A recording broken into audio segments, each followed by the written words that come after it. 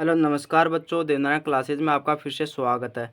बच्चों आज हम कक्षा 8 का अध्याय पहला जो प्रश्नावली 1.1 है उसको लेकर आए हैं और परिमेय संख्याओं हमारा पहला अध्याय है। तो परिमेय संख्या होती क्या है, जिसे P बटा Q के रूप में लिखा जाता हो उन्हें परिमेय संख्या कहते हैं, जहाँ Q इक्वल नॉट जीरो, जो Q जीरो के बराबर नहीं होता। तो चलिए पहला क्वेश्चन हमारा है, निम्नलिखित प्रत्येक में से गुणन के अंतर्गत उपयोग किए गए गुणधर्म का नाम लिखिए। जैसे -4/5 गुणा 1 बराबर 1 गुणा -4/5 दे दिया। तो इसमें क्या किया कि पहले -4/5 को गुणा 1 से किया, फिर वापस 1 से ही इसको दोबारा से दोहरा दिया। तो इसमें कौन सा गुणधर्म होगा? तो इसमें होगा गुणात्मक तत्समक। गुणात्मक तत्समक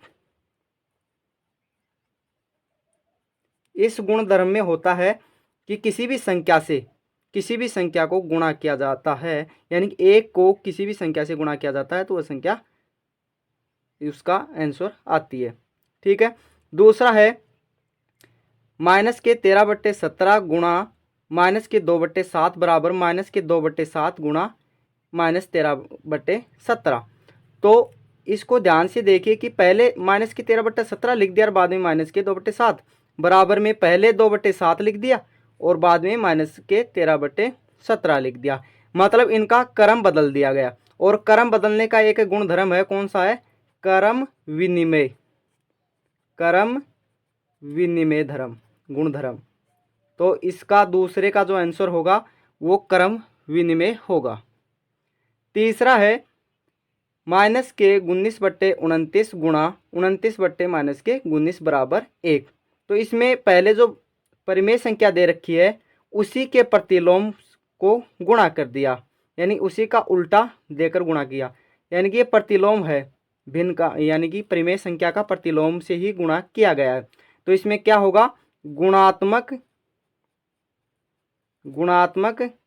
प्रतिलोम।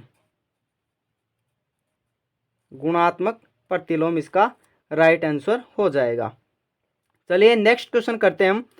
बताइए कौन से गुणधर्म की सहायता से आप 1/3 गुणा 6 गुणा 4/3 को 1/3 गुणा 6 और गुणा 4/3 के रूप में लिख सकते हैं। चलिए हम लिखते हैं कि 1/3 गुणा कोष्टक में 6 गुणा 4/3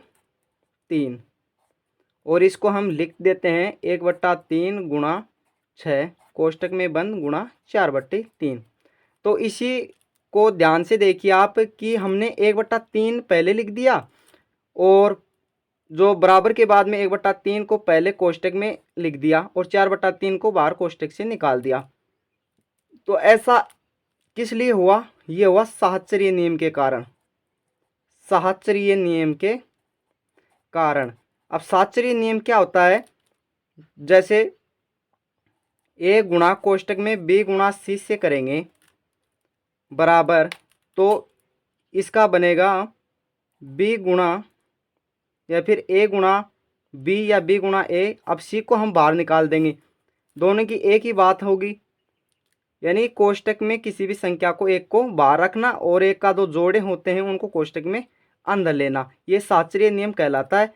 यानी कि हम 2 को गुणा करें 4 से, 2 गुणा 4 गुणा बाहर 2 रख देते हैं और फिर अंदर 4 गुणा 2 वापस 2 रख देते हैं, तो बात एक ही रहेगी। तो ये कौन सा गुणधर्म के कारण हुआ? साहचर्य गुणधर्म के कारण। साहचर्य गुणधर्म के कारण। तो 1.1 हमारी प्रश्नावली कंप्लीट हो चुकी है। इसमें 2 ही क्वेश्चन है। और आज का सेशन आपको कैसा लगा कमेंट में जरूर बताइएगा। नेक्स्ट क्लास होगी और नेक्स्ट प्रश्नावली के साथ मिलते हैं नेक्स्ट क्लास में। थैंक यू, धन्यवाद। और आज के सेशन में अगर चैनल पे नए हैं तो चैनल को सब्सक्राइब कीजिएगा, लाइक कीजिएगा, ज़्यादा से ज़्यादा शेयर कीजिएगा। थैंक यू, धन्यवाद।